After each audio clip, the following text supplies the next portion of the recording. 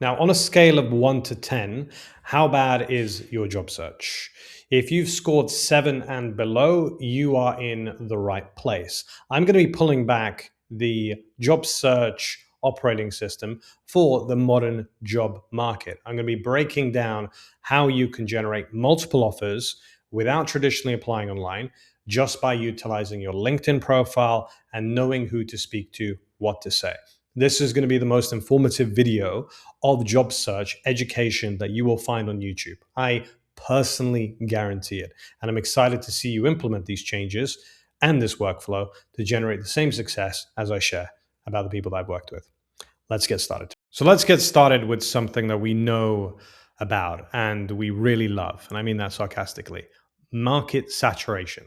Your issue right now, or the top of one of many issues, is applications are saturated. You apply for a job, there's probably another 1,000 people that apply.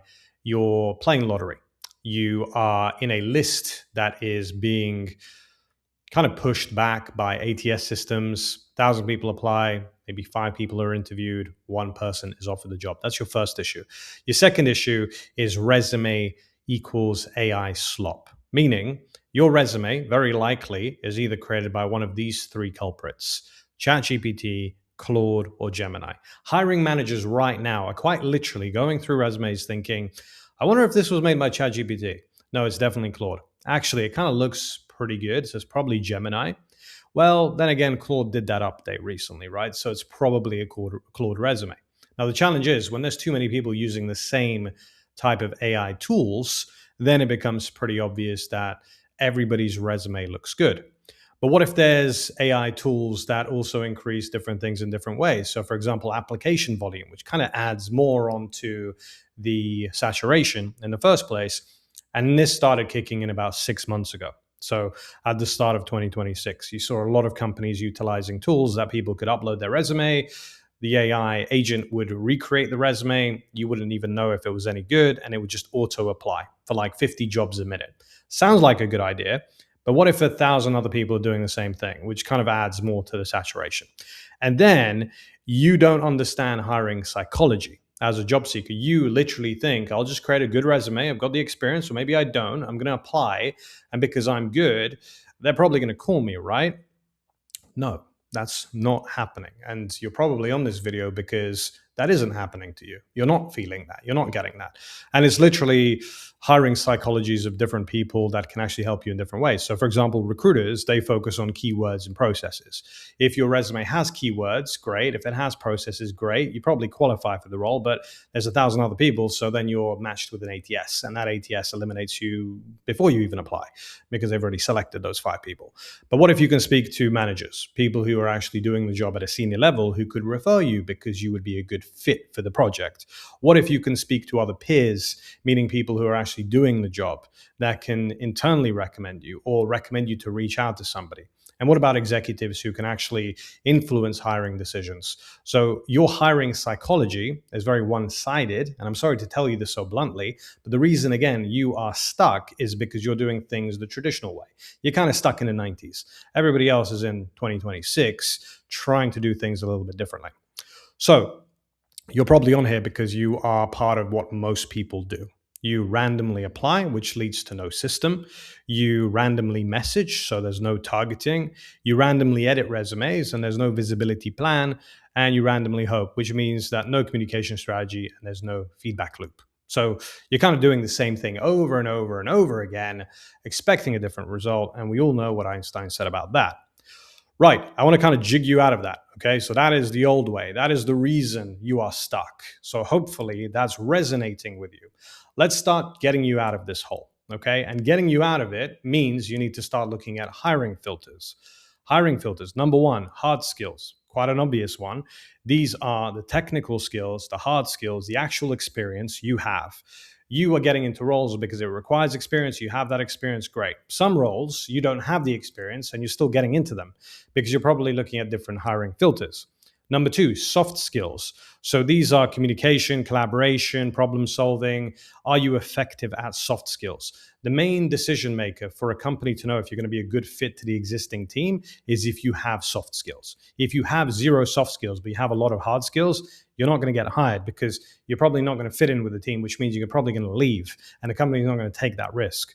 Then you have company culture fit. So I want you to think of if you align with the value of the company. So think of Google, that's one company culture. And then think of JP Morgan, that's a completely different company culture. And if you're applying for Google but want to work in JP Morgan or vice versa, it's a mismatch. Companies see that in the way you communicate, in the way your resume looks, in the way you network, and they'll know and they just won't progress your application. Work style, are you looking for hybrid, in office, remote, whatever it is? You want to be able to explain why you're going to be the right fit. If you want to work in a remote position, your soft skills need to be motivation and time management. If you don't have that and your resume or your outreach strategy is very much like, hey, I need supervision, you're not getting a remote role. It's just not happening. Number five, AI outcome and career progression. We all know that the job you're looking for today, right now, probably will look different in 3 months, 6 months, 1 year, 5 years. In 5 years, the job you're looking for today might not exist. Companies are freaked out about that. And you should be as a job seeker, because that means that the job you're looking for today is going to be vastly different in the future, which means the company is super risk oriented towards even hiring you. Imagine paying for something that you're not going to need. That's the way companies look at workforce. If we hire this person and in 3 months they don't need to be here, we have to pay them. We have to fire them in an ethical way. That sounds expensive. Let's not hire them. They haven't shown enough to us that they're AI oriented in terms of the career progression and the outcome. USP, personality traits. Number six, what unique strengths, perspective, and traits do you bring that sets you apart? What's your unique selling point? How do you differentiate yourself from other people? Now, these hiring filters are very difficult to just put on a resume. They're very difficult to just showcase on a LinkedIn profile. And they're very difficult to get in a LinkedIn message, especially when your LinkedIn messages sound like, hey, any jobs? Are you hiring? Can I get a job? You need to go deeper. And these are the filters that companies look for when they're hiring people. Any jobs, most job searches start like this: vague, reactive, and hope-based. Now, let's be honest, you probably sent something like this, right? And think about how lazy this sounds. And think about how non-tactical, which is the right word for this is for a hiring manager or a recruiter that gets 500 messages a day. That sound like this: hey, any jobs? I'm really passionate about paying my bills. Could I get a job? No. You get ghosted, you get ignored, then you think networking doesn't work, and you change your mind about the whole job search thing, and you just keep applying, and you keep using Claude or ChatGPT or Gemini or whichever new model comes out that week or day or upgrade that makes your resume look a little bit better. But that's not what you want to do. What you want to do is you want to reach out to key people of influence, the people behind the hires. The people behind the hires are the people that actually make the real decisions to see whether or not you are going to be offered a role, recommended, internally positioned, or even shown the fact that you are going to be the right USP, you are going to be the right person who's going to be the AI fit. You have the soft skills, you have the company culture fit, you believe in the product and the market and the company and their goal of what they want to do, right? So that's what you want to be able to sell. Now, key people of influence comes in different shapes and sizes. You have HR people, you have hiring managers, you have C-suite, you have seniors, and you have peers.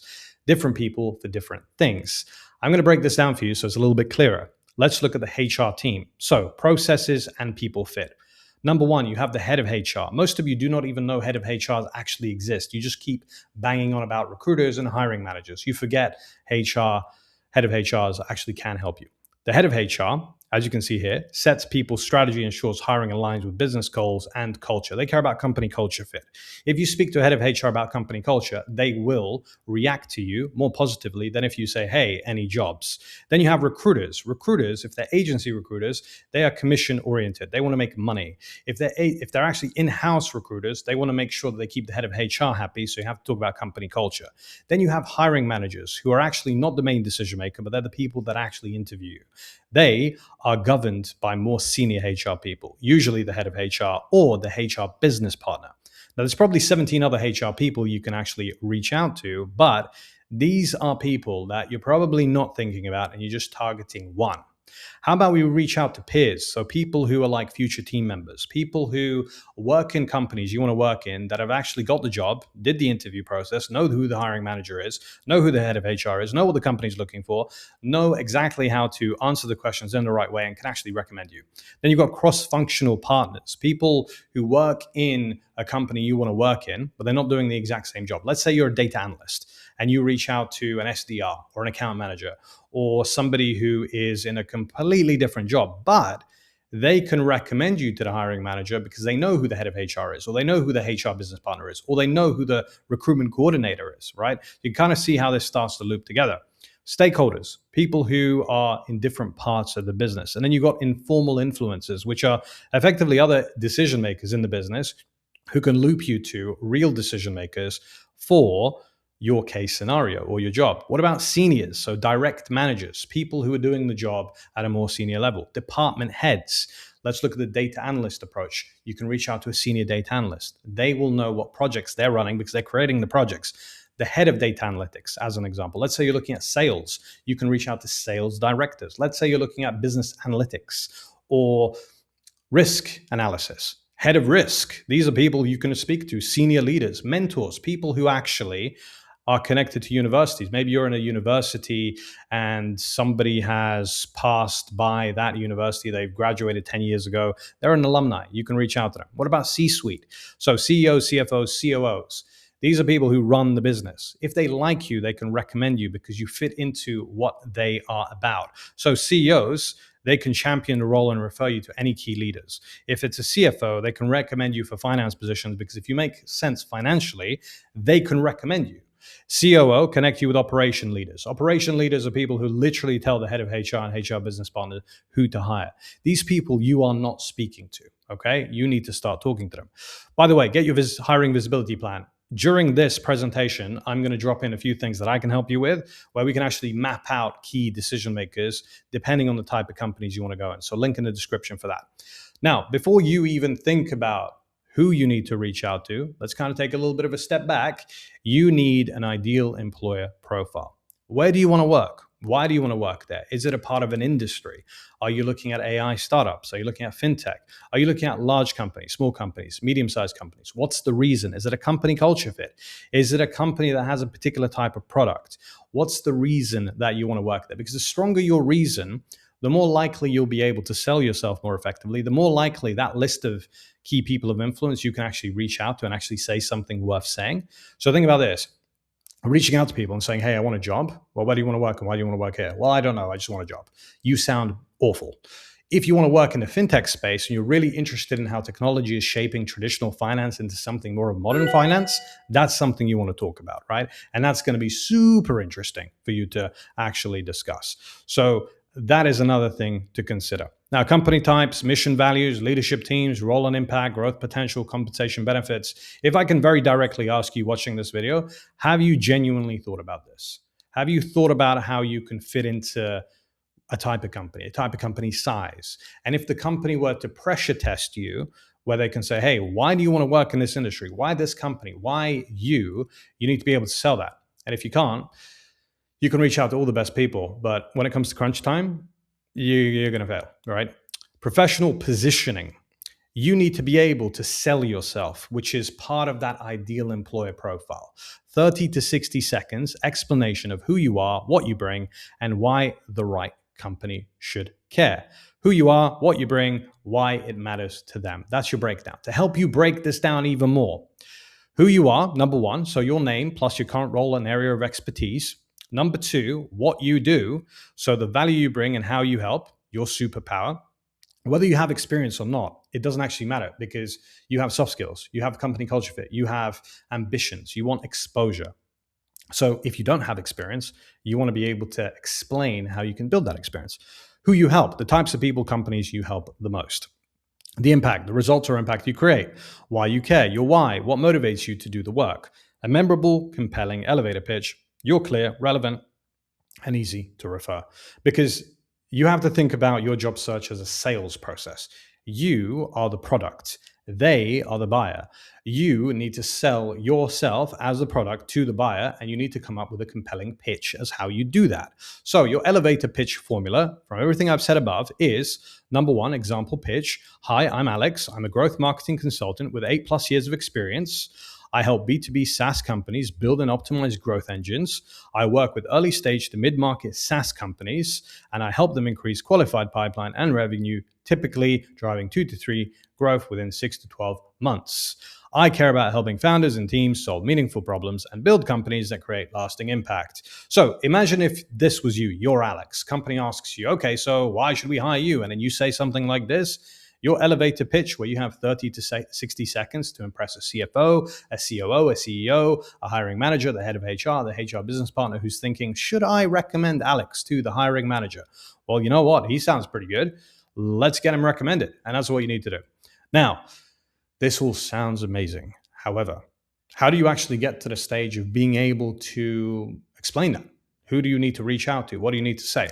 Let me introduce you to the conversation tree. The conversation tree is how you can literally network with any human being on LinkedIn within probably about 30-40% feasibility of actually getting accepted and being engaged with. So imagine you reach out to 10 people, 4 of them will actually speak to you.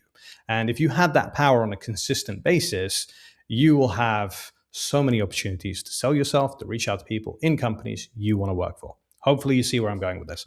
Right.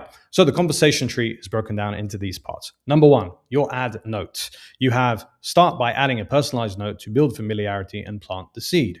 Step 2, you send a step 2 message, which is a contextual message. Follow up. If they don't reply, you follow up with them, because if you're connecting to people, if you start networking, you are dealing with busy people. Busy people don't have a lot of time. Don't be offended if they don't respond. You're not being ghosted. You're just dealing with busy people who have to pick up their kids from school. They have a meeting. They have to deal with the CFO. They have all these other things to do. They're not really thinking about you full time. Okay. It's not about you. It's about the greater good of the company you want to join. Anyway, asking for a call or a recommendation, being able to be direct enough to be able to do this. Now, let's start with step 1, the ad note. The ad note on LinkedIn, the majority of you watching this video do not even know that it exists. The ad note on LinkedIn, if you have LinkedIn Premium, you can reach out to 20 people per day. 20 people. It's quite a large group of people if you do this consistently. Monday to Friday is 100 people. If you're 40% successful, that's 40 people you can engage with that will most likely come back to you. So your ad note has 300 characters as a limit. Your message should not be something amazing like how super cool you are about being a data analyst and how you're passionate about spreadsheets and all that stuff. It sounds really cringy to say that. So all you need to do for an ad note is, hi name, I can see you're the job title, the hiring manager, the CFO, the CEO, whatever you are. It would be great to connect. Simple message. Majority of you watching this would be kind of shocked to hear that it could be that easy. And it is, because your job with an ad note is to get a connection. Now, I want to give you an analogy of a door. You want to knock on the door. You want to get someone to open that door. You have 2 options. You can knock like a normal human being, or you can use a baseball bat. Now, I would personally knock because I do not want to get arrested by the person calling the police because I'm using a baseball bat. But the majority of you are using a baseball bat. And what I mean by that is you send messages that are kind of too much. It makes too much noise. You're like, hi name, my name is, I'm really passionate about this and I want to do this job because in university I did this and I watched this movie one day and I thought I was amazing, and they just won't respond. Your ad note needs to be a knock, not a baseball bat. So the knock is, hi name, I can see you're the hiring manager, would be great to connect. Now your step 2 message, this is where you kind of add a little bit more context. Your context needs to be a question. It cannot be, hi, here's my resume, can you hire me? Any jobs? Do not ask that. Very lazy, doesn't work, I'm sure you know, but just in case you don't do it. Step 2, you ask a question, which is intelligent and also unique to you. What do I mean by that? Don't say, what's the day-to-day like? That's too basic. That's not intelligent and that's not you. That's general and vague and boring. What you want to do is, let's say you're an international job seeker. You want to base it on you. So, hey, I'm really interested to understand that when it comes to hiring international job seekers that require sponsorship, do you focus on company culture fit or soft skills? That's one thing. If you get an answer, they are engaging with you based on who you are and you have their attention. Now, let's assume that you're a data analyst with experience and you're not getting anywhere because you're not really sure what the companies are actually looking for anymore. They've got all this AI stuff and you have the skills, but they're not hiring you. But maybe there's something else. You could literally say, hey, when it comes to hiring data analysts with experience, what's the key metric of success? Super simple question, very easy to answer. The easier your question is to answer, the more likely you will get a response. But you might have to follow up. Again, these people are very busy. They are not personally not wanting to speak to you. Don't feel offended if you don't get a response. They might have to pick up their kids from school. They might have to go to a baseball game. They might have a meeting with the CFO because they have to fire like 15 other people that day, right? So the last thing they're really thinking about is responding to your question. But if they've accepted, they've shown engagement. It's a good sign because they want to engage with you. They want to help you. And it's a good idea to follow up with people. Now, your follow-ups need to be very minimal. Hi, name. I can, see we've connected. Would be great to get a response. Just following up on my previous message. Or shorter than that, you can say, hi, name. Just checking to see if you saw my previous message. Nice follow-up, nice and easy, nothing too pressureful, because the good thing about sending a minimal message like that, it shows again that you're actually easy to deal with. You're not going to be too difficult on that meeting or a meeting request that you're probably going to do on step 4, which is asking for a call or a recommendation. Now, many job seekers are sort of scared to network because they feel they conflate this issue with asking direct questions with being rude. If you ask a direct question, you're not being rude. You're actually being really polite because you're dealing with busy people. Busy people like directness. And if you ask for a meeting, it saves them 4 or 5 messages and they can just do a 5-minute phone call with you. If it's a CEO, they definitely don't want to message you back and forth. It's not pen pals. It's, I'll do a call with you. What do you want? Sure, you would be a good fit. Let me put you forward for the hiring team. Or let me speak to the head of HR. Let me speak to the HR business partner. These things can happen. Now, why are we doing all of this? Why are we connecting to companies we want to work in with key people of influence, knowing how to speak to them, what to say, when to say it, and all that good stuff? Because we want informational interviews. I want you to imagine you have an opportunity to have a meeting with someone before you apply, while you apply, or after you apply, where you can literally generate a real conversation. Now, the first part of an informational interview is building rapport and setting the tone. So you want to be able to say something like, thank you for your time. This is me. This is what I'm about. Share the purpose of the conversation. I've started to network. I really want to find out if I'm going to be the right fit. And then set expectation for the time. I don't want to take more than 5 minutes of your time. They could probably give you 10, but you want to sort of share with them that you're not going to be, too long in the tooth when it comes to the conversation. Now, the middle ground, you want to be able to ask great questions and listen. You want them to talk more than you. So ask open-ended questions. When it comes to hiring, what does your company look for as the specific case scenario for the key metric of success? You want to learn about their journey, challenges, get some advice. You then want to take notes and find ways to add value. Well, when we hire people, we look for people with leadership qualities. Really, I'm so glad you mentioned that because I feel like I have leadership qualities. Could you help me make a formal application that results in an interview? Seems like a pretty good question to ask, especially if you can validate that you are the right fit. Now, the end, you want to say, thank you for your time, but you also want to ask these CTA-based questions. Now, CTAs is call to action. Call to action. If you have a meeting, but it goes nowhere, you've had a good meeting. Great. You can have a bad meeting that gets you an offer because you have a good call to action. You can have an amazing meeting, but if you don't ask a call to action question, you've just had an amazing meeting. But what's the point? It could have turned into something else. So you definitely want to ask these types of questions. Now, is there anything I can help you with? Would you be open to staying in touch? Do you know anyone else I should speak to? Would you be open to following up in the future? Would you be open to referring me if a relevant opportunity comes up? Now, these are a little bit softer. What I like to be is a little bit more direct to say, hey, help me make a formal application that results in an interview. Judging by how I presented myself, do you feel that I would be a good fit to the existing team? Have you seen something in me today on this meeting that allows you to feel more comfortable to recommend me to a decision maker who can actually give me an interview? Imagine you being able to ask that. And what's stopping you? Not knowing how to do it, feeling like you might be bothering people. But asking that question is just one step away from you actually getting an offer or an interview and then an offer, right? So 30-day outreach example. This is what I would recommend that you think about doing, okay? Because if you reach out to 20 people a day, that's 100 people in a week. If you do it over the weekends, which I don't recommend you do, but let's say you do, that's 140 people. If you do this for a couple of weeks, and that's all it would take, you would have realistic conversations with up to 5 to 7 people per week. Very easily, you can convert about 30 to 40% of those very easily into interviews, provided that it's a realistic opportunity. What I mean by that is if you're looking for a data analyst role, it's pretty easy to get, especially if you don't have a lot of experience. If you have a lot of experience, you have just the right experience. If you're a doctor or you're looking for a physician position, but you don't have any experience or you don't have a medical degree, it might be a little bit different. So this is within the realm of reasonable possibilities.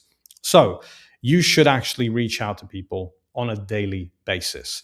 I'm going to go through some people that I've worked with, and I'll explain how they've basically looped all of this together and generated multiple offers in multiple companies. Let me talk to you a little bit about Vaibhav's results. So Vaibhav was a client of mine, really good guy, probably had about 6 months of applications, 6 months of job search that was literally going nowhere. We're not even talking a single interview. Then he reached out to me, saw some of the content that you're watching right now, and he needed to change his approach. So what we did is we reached out to 20 people, but we figured out, okay, what's the ideal employer profile? Where do you want to work? In his case, he wanted to work in London Stock Exchange Group, which we actually, spoiler alert, ended up getting an offer in.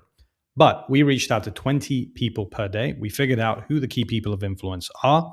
We figured out a conversation pathway to feed into that conversation tree with the ad notes, the step twos, the being able to ask for meetings, what to say in those meetings, and then how to actually ask for the interview and then convert that interview into an offer. So key points of what he did: he reached out to 20 people a day for 5 weeks. He focused on key people of influence. He used a simple personalized outreach approach, followed up consistently, added value, asked for advice, introductions, referrals, built strong relationships, and stayed on top of mind. What he said was, the system works if you work the system. 20 conversations a day changed everything for me. Now, keep in mind, 6 months of nothing happening to 5 weeks of multiple offers. We're talking 13 informational interviews, 5 job offers, and 3 offers received. He had the opportunity to select the best company, which in his case was London Stock Exchange Group. How he did that was he spoke to the head of HR and got recommended for an internal position that he actually could not apply to. Then we've got Barnaby. Barnaby, very similar, consistent outreach, strategic conversation, outstanding results. He reached out to less people, 15 people per day for 4 weeks. He focused on key people of influence. He used a simple personalized outreach, followed up consistently, asked for advice, introduction, referrals, generated a lot of opportunities. We're talking multiple offers. He accepted an offer at Octopus Investments. Keep in mind, he didn't have the experience required for the role itself. So he set the target, he did the consistent outreach, meaningful conversations, leverage introduction, recommendations, multiple offers, and success. Recommendation from senior investment manager was a game changer. It got me in front of the hiring manager and led to multiple offers. I'm now excited to be joining Octopus Investments. That was Barnaby. Let's look at Lakshmi. Lakshmi got into Bloomberg. Bloomberg is a very difficult company to get into, especially if you don't have the right experience. Lakshmi did not have the right experience at the time, but she still reached out to 20 people a day. 5 weeks, literally got an opportunity because she spoke about company culture fit. Didn't make an application, got recommended by individuals in the company. She reached out to 20 people a day for 5 weeks, focused on key people. Again, seeing a similar result here. Focusing on company culture fit was the game changer. It helped me find the right role, and all the consistent conversations led to multiple offers. Now, the moral of this story is that the job market's evolved. It's changed. It's modern. You need a modern operating system. You are most likely still doing what people in the 90s did, which is apply, wait, and hope for the best. And it's been a long time. Okay, so you need to change that. Otherwise, you're going to be stuck. And I don't want you to be stuck. I want you to get offers as quickly as possible, like Vaibhav, Lakshmi, Barnaby, and thousands of others that I've worked with. In the link in the description, you can get a free job report and you can book a consultation call with myself and my team, and we can map out exactly what you need to do to generate multiple offers in a very short amount of time. Thank you so much for taking the time to watch this video. It really means a lot, and I look forward to seeing you on the next one.